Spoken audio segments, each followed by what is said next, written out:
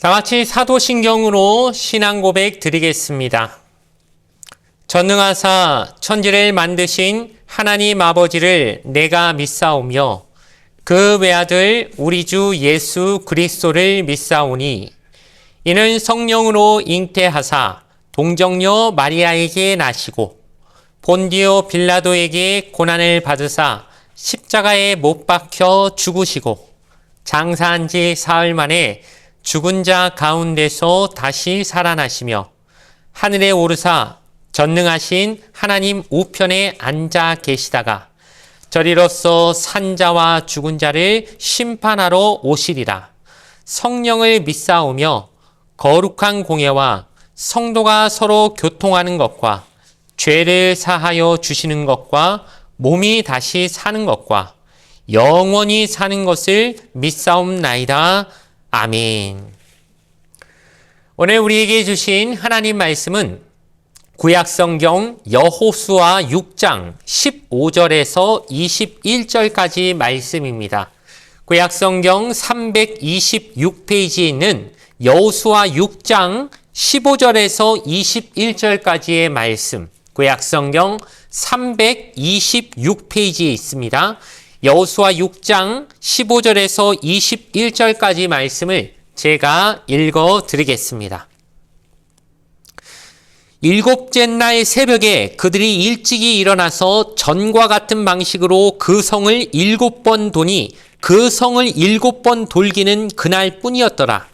7번째에 제사장들이 나팔을 불 때에 여호수아가 백성에게 이르되 외치라, 야훼께서 너희에게 이 성을 주셨느니라.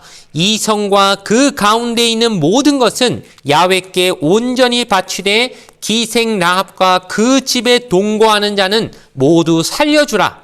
이는 우리가 보낸 사자들을 그가 숨겨주었음이니라. 너희는 온전히 바치고 그 바친 것 중에서 어떤 것이든지 취하여 너희가 이스라엘 진영으로 바치는 것이 되게 하여 고통을 당하게 되지 아니하도록 오직 너희는 그 바친 물건에 손대지 말라. 은금과 동철 기구들은 다 야훼께 구별될 것이니 그것을 야훼의 곳간에 드릴지니라 하니라. 이에 백성은 외치고 제사장들은 나팔을 불매 백성이 나팔 소리를 들을 때에 크게 소리질러 외치니 성벽이 무너져 내린지라. 백성이 각기 앞으로 나아가 그 성에 들어가서 그 성을 점령하고 그 성 안에 있는 모든 것을 온전히 바치되 남녀노소와 소와 양과 나귀를 칼날로 멸하니라. 아멘. 오늘 주신 말씀을 가지고 믿음은 순종입니다 라는 제목으로 말씀의 은혜를 함께 나누도록 하겠습니다. 이제 여호수아는 여리고성 앞에서 하나님이 제일 중요한 것은 여리고성을 바로 들어가서 지금 전쟁 시작하는 게 중요한 게 아니다. 그게 먼저가 아니다. 먼저 해야 될 것부터 확실히 하고 가라고 하신 명령에 따라 할례를 행하고 이스라엘 백성이 지금 광야에서는 40년 동안 아직 할례를 안 했기 때문에 먼저 남자들에게 할례를 행하게 하고 그 다음에 유월절 예식까지 지키게 한 다음에 이제는 여리고성을 본격적으로 정복하기 위한 전쟁을 준비하게 됩니다. 그런데 6장 1절의 말씀을 보니까 이스라엘 자손들로 말미암아 여리고는 굳게 닫혔고 출입하는 자가 없더라고 기록되어 있습니다. 즉 여리고성이 문이 딱 닫힌 상태에서 바깥으로 나오는 사람이 한 명도 없었다는 건데 이건 왜 그럴까요? 이게 여리고 안에 있는 사람들도 동태를 살펴보니까 수백만이나 되는 이스라엘 사람들이 그 완전히 물이 불어난 요단강을 마른 땅처럼 그냥 지나왔다는 걸 다 자기 눈으로 똑똑히 봤는데 지금 싸울 마음이 들겠습니까? 저것들 너무 무섭다. 그냥 우리 성이나 성문 딱 닫고 이 안에 딱 숨어가지고 절대 밖에 나가지 말자. 그들이 그렇게 믿는 구석이 있지요. 왜 그렇습니까? 여리고성은 원체 튼튼하기 때문에 믿는 구석이 바로 여리고성이라고 하는 그 단단한 성벽이지 않겠습니까? 이 성벽이 당시 기술로는 절대 아무도 무너뜨릴 수 없을 만큼 이중으로 단단히 된 철옹성과 같은 성벽이 있기 때문에 여리고 사람들이 생각하기에 우리가 나가서 굳이 싸울 필요 없다. 그냥 우리 문만 딱 잠그고 안에만 튼튼히 지키고 있으면 쟤놈들이 아무리 잘났어도 이 여리고성은 절대 못 무너뜨릴 거니까 우리가 성 밖에 나가지 말자. 그냥 딱 요 안에만 있자 하고 지금 작전을 탁 세우고 버티고 있는 것이죠. 그러니 이제 이 성벽을 어떻게 점령해야 될지 지도자 여호수아는 머릿속이 복잡해졌을 겁니다. 그런데 하나님께서 그 여호수아에게 어떤 작전을 말씀해 주십니까? 우리가 너무 잘 아는 얘기죠. 뭐 여리고성 이야기 오늘 처음 들으신 분은 잘 없을 겁니다. 우리가 잘 아는 참 엉뚱한 방법을 하나님이 이스라엘 백성에게 또 여호수아에게 가르쳐 주십니다. 그 엉뚱한 방법이 무엇입니까? 여리고성을 하루에 한 바퀴씩 돌아라. 그런데 7일 동안 도는데 마지막 7일째는 어떻게 몇 바퀴 돌라고요? 7바퀴 돌라는 것. 참 답없는 명령이죠. 이게 상식적으로 말이 안 되지 않습니까? 이해도 되지 않고 뭐 여리고성을 다 같이 이스라엘 백성 망치 하나씩 들고 가가지고 조금씩이라도 이제 뭐 틈이라도 만들어라. 뭐 조금이라도 그 틈에 그 망치라도 못이라도 대고 망치로 몇 번씩 두들기기라도 해라. 그럼 좀 금이라도 가지 않겠냐. 요런 방식의 작전이었으면 사람들이 이해라도 갈 것인데 그것도 아니고 성을 그냥 무작정 돌라는 것이죠. 아니, 성을 돌면 그 성이 무너지겠습니까? 그냥 세상에서 제일 단단한 성벽인데 돈다고 무너질 리가 없지 않습니까? 그런데 이것도 생각해 봤을 때 이런 뜻도 있지 않을까? 어떤 것이냐면은 저번에 요단강을 건널 때도 하나님이 일부러 바로 건너라고 하지 않으시고 사흘 동안 머물라고 하셨던 것처럼 그럼 어떻게 될까요? 막 물이 불어난 물이 사흘 동안 보다 보면 야, 이거 우리 인간의 힘으로 되는 게 아니구나. 하나님의 기적이 필요하겠구나 하면서 하나님의 기적을 간절히 사모하게 되는 그 마음이 들었던 것과 똑같은 방식으로 여리고성도 돌 때마다 사람들이 뭘 느꼈을까요? 와, 이 성벽 진짜 단단하게 잘 만들었다. 이거 우리가 조금 이렇게 해가지고는 택도 없다. 우리 힘으로는 이거 절대 못 무너뜨린다는 걸 절실하고 확실하게 깨닫게 하시기 위해서 하나님이 그 성을 돌라고 하신 게 아닐까? 그렇게 생각을 해보았습니다. 한마디로 사람의 힘으로 무너뜨릴 수 없는 벽이란 것을 확신시키기 위해서 하나님이 하셨다는 것이죠. 이제 그 성벽을 돌라고 하나님이 하셨을 때 우리 생각으로는 어떻습니까? 참 이해가 되지 않는 명령입니다. 참 납득이 되지 않습니다. 그런데 성경에 보면 그런 식으로 하나님이 하시는 명령들이 참 인간의 눈으로는 엉뚱하다라고 생각되는 명령들이 몇 번 나옵니다. 대표적으로 나아만 장군에게 엘리사가 했던 명령이 뭡니까? 문둥병 걸려가지고 좀 고침받으려고 왔더니 저 요단강에 가서 7번 목욕하라. 나아만 장군이 그 얘기 듣자마자 어떻게 나왔는지 아시죠? 화를 내면서 벌컥 내면서 아니 내가 이 먼 곳을 왔는데 그래 뭐 손에다가 대고 안수를 하든 뭐 약을 발라주든 그래야지 아니 그냥 뭐 깨끗한 물도 아니고 더러운 물에 그 요단강에 7번 들어가면 뭐가 돼 하면서 화가 나가지고 본국으로 돌아가려고 하는 것을 부하들이 와가지고 연신 말려가면서 장군님 더한 일을 시켜도 할 건데 한번 속는 셈 치고 한번 들어가 보십시오. 아이 문둥병만 낫는다면 뭔들 못하겠습니까? 더한 것도 할 건데 그래서 참 내키지는 않지만 7번 들어갔다 나왔더니 잘 알듯이 어떻게 됩니까? 어린아이 살같이 그 병이 깨끗이 나와서 피부가 깨끗해지는 기적이 일어났지요. 비슷한 식으로 예수님이 베드로에게 처음 만나실 때 어떻게 합니까? 그 배에 타가지고 얘야 고기 좀 잡았니? 아유 밤새도록 금을 내렸는데 한 마리도 못 잡았습니다. 깊은 데로 가서 금을 던져봐라. 아유, 이 말도 상식적으로 이해가 되지 않는 명령이죠. 왜 그렇습니까? 베드로는 그때까지 그냥 나면서부터 그 갈릴리 바다를 제 손바닥 보듯이 그냥 평생을 물고기만 잡아오던 어부인데 어부가 다 알 거 뭐 모르 지금 물고기가 어디에서 가야 잡히고 물고기는 이쯤에 어디 있는지 모르겠습니까? 지금 깊은 데 가면은 물고기 한 마리도 없는데 뭐 처음 본 양반이 뭐 어부 생활 해보지도 않은 것 같은 그런 사람이 와가지고 자기 그냥 잔뼈가 굵은 어부한테 어디 가서 뭐 어떻게 하라고 금을 던지라고 깊은 데 가라 막 이런 식으로 충고하는데 고깝게 들으려면 얼마든지 고깝게 들을 수 있는 그 명령을 베드로는 어떻게 합니까? 우리가 성경을 보면 알듯이 당신의 말씀에 의지하여 내가 가서 그물을 던지리이다 하고 던졌더니 또 우리가 잘 알듯이 어떻게 됩니까? 어마어마한 물고기가 잡히는 역사가 생겨나는 걸 볼 수 있습니다. 한마디로 하나님은 우리에게 이치와 상식에 맞는 명령을 안 내리실 때가 있습니다. 뭘 보시려고 할까요? 그래도 순종하나 안 하나 그거 보려고, 우리가 순종하는지 아니냐는지 그거 달아보시려고 하나님이 하시는 명령이라는 겁니다. 그러니 이스라엘 백성에게 주신 명령도 참 엉뚱합니다. 성 돌아봤자 안 무너질 거라고 우리는 생각하지만 그럼에도 불구하고 하나님은 성을 돌라고 명령하십니다. 그런데 성을 돌면서 그냥 돌라고 하지 않으십니다.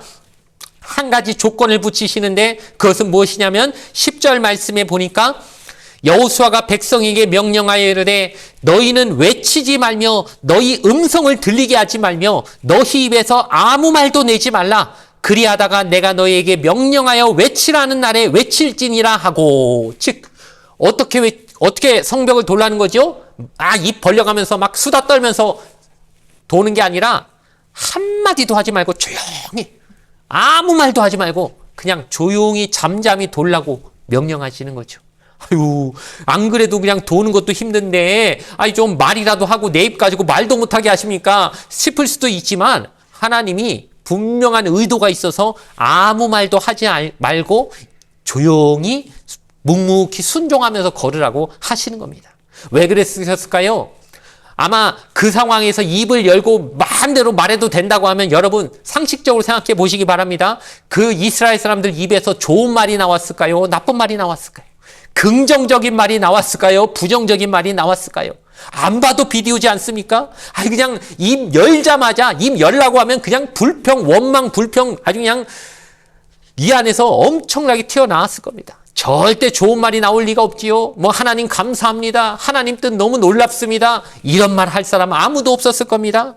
우리도 마찬가지입니다. 하나님이 우리에게 입을 주셨을 때 좀 좋은 말 많이 하면 좋겠지만 사람에게 주신 입은 우리가 참 안타깝게도 긍정적인 말, 좋은 말을 하기보다는 부정적인 말을 하기에 빠르고, 또 그런 말을 하는 게 참 서로 간에 또 재밌어가지고 말의 영향력이라고 할까요? 뭔가 퍼지는 속도가 훨씬 더 강하게 역사한다는 것을 우린 너무도 많이 느끼지 않습니까? 어떤 과학자가 한번 실험을 해봤다고 합니다. 우리 입에서 남 흉보는 말과 남 칭찬하는 말이 나왔을 때 말의 영향력이 얼만큼 다른지 재봤더니, 여러분, 남 흉보는 말이 남 칭찬하는 말보다 3배는 빠르게 전파된다는 거 아십니까?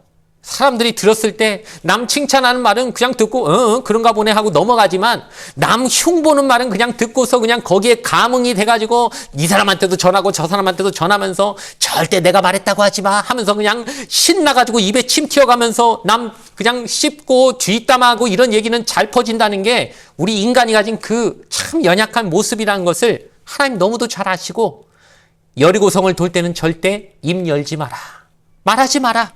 너희 틀림없이 부정적인 말 할 거니까 부정적인 말해서 좋은 결과 나올 수가 없다. 그러니 내가 내린 명령을 하는 동안에는 아무 말도 하지 말고 그냥 차라리 말하지 말고 그냥 가라고 하나님이 얘기하셨다는 겁니다.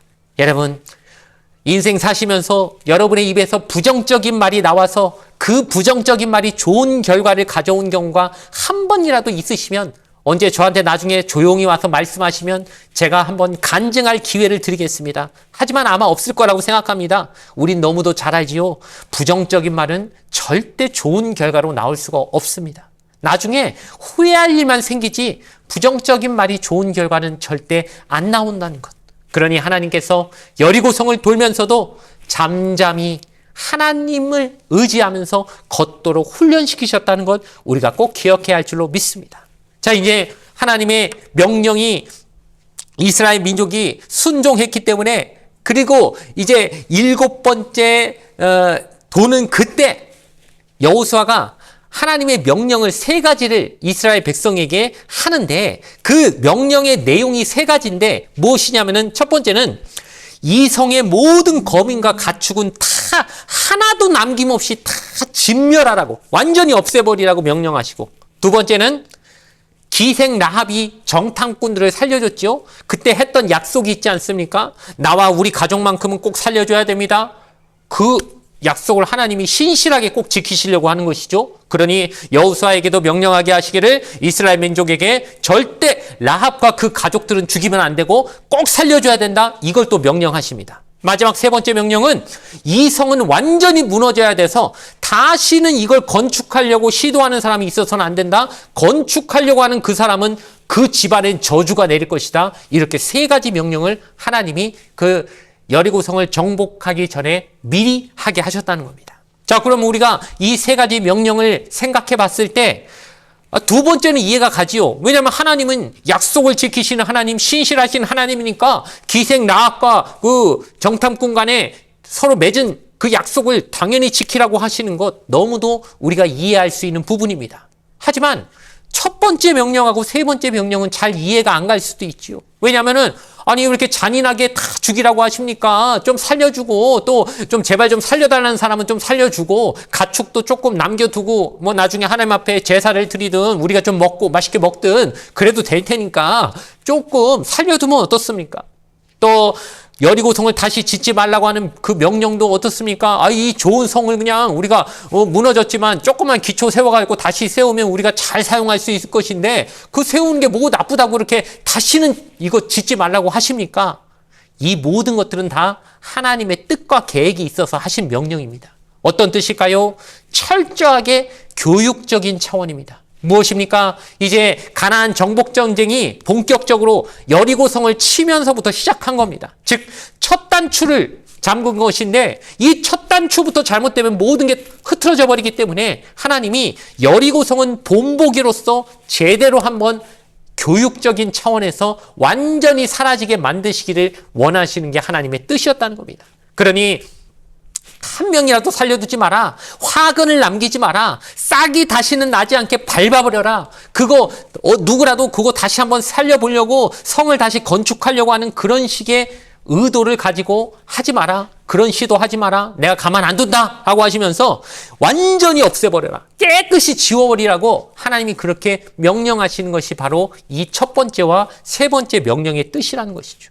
그럼 왜 그러실까요? 하나님이 한마디로 이 여리고성을 하나의 큰 죄의 덩어리로 보시고 죄의 원인으로 보시고 화근을 없애기 위해서 죄의 뿌리를 뽑아버리라고 하나님이 하시는 명령이라고 우리가 해석하는 것이 좋을 것입니다.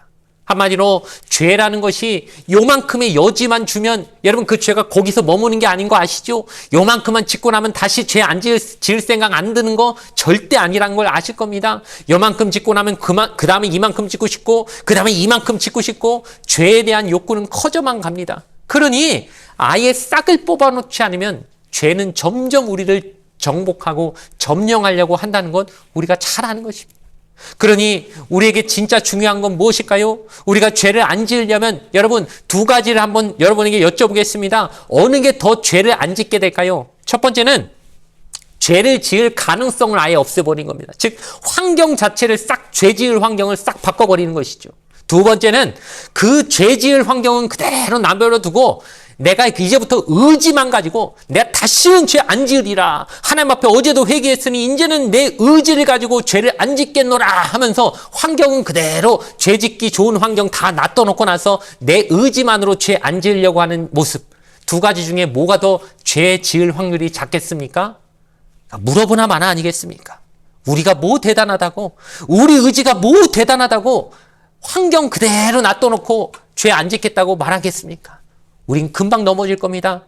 내 의지는 아무것도 아니지 않습니까? 그러니 하나님이 지금 이스라엘 백성에게 정확하게 얘기하시는 게 저 죄의 화근들을 다 뽑아버려라. 하나도 남겨두지 마라. 뿌리도 다 뽑아버려라.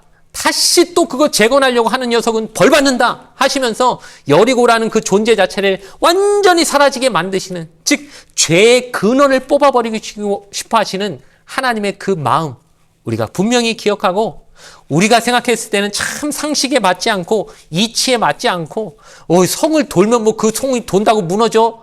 아니요. 하나님은 그럼에도 믿음으로 돌았을 때 무너지게 하셨고, 아유 그거 한두 개 남겨둔다고 뭐 대단한 일이 생길까? 아니요. 그걸 뿌리째 없어버리는 모습을 가질 때 하나님이 그것을 통해 우리가 죄로부터 승리할 수 있게 만드신다는 것을 기억하며 여러분, 믿음은 뭐니 해도 순종이라는 사실 꼭 기억하시기 바랍니다. 이해돼서 하는 건 순종이 아닙니다. 이해 안 돼도 그냥 믿고 돌라면 도는 것이 순종인 줄 믿으시기 바랍니다. 하나님이 오늘 우리에게 이치에 맞지 않고 상식적으로 이해되지 않는 명령을 주신다 할지라도 순종의 걸음으로 나아가서 하나님의 놀라운 기적을 맛보게 되는 여러분 되시기를 주님의 이름으로 간절히 축원을 드리겠습니다. 잠시 기도드리겠습니다. 좋으신 아버지 하나님 감사합니다. 우리 앞에 있는 여리고성이 아무리 크고 단단해 보여도 하나님은 능히 그것을 무너뜨리실 수 있는 능력이 있으심을 믿게 하여 주시옵소서. 그럼 그 믿음이 어떻게 드러나야 될까요? 순종으로 나타나야 할 줄로 믿습니다. 입으로만 믿는다 하면은 그게 믿음 아니지 않습니까? 하나님의 명령에 순종해야 될 것인데 그러려면 우리 입에 부정적인 말을 나오지 않도록 그 입을 닫고 하나님이 원하시는 따지지 않고 순종하는 걸음으로 나아가야 할 줄로 믿습니다. 하나님 그 모습으로 나아가서 오늘도 우리에게 주시는 여러 가지 많은 하나님의 뜻과 그 명령들을 온전히 순종의 걸음으로 살아갈 수 있는 믿음의 사람들 되게 하여 주시옵소서. 감사드리며 예수님의 이름으로 기도드리옵나이다. 아멘. 주기도문으로써 예배를 모두 마치겠습니다. 하늘에 계신 우리 아버지여, 이름이 거룩히 여김을 받으시오며 나라가 임하시오며 뜻이 하늘에서 이루어진 것 같이 땅에서도 이루어지이다. 오늘 우리에게 일용할 양식을 주시옵고 우리가 우리에게 죄 지은 자를 사하여 준 것 같이 우리 죄를 사하여 주시옵고 우리를 시험에 들게 하지 마시옵고 다만 악에서 구하시옵소서. 나라와 권세와 영광이 아버지께 영원히 있사옵나이다. 아멘.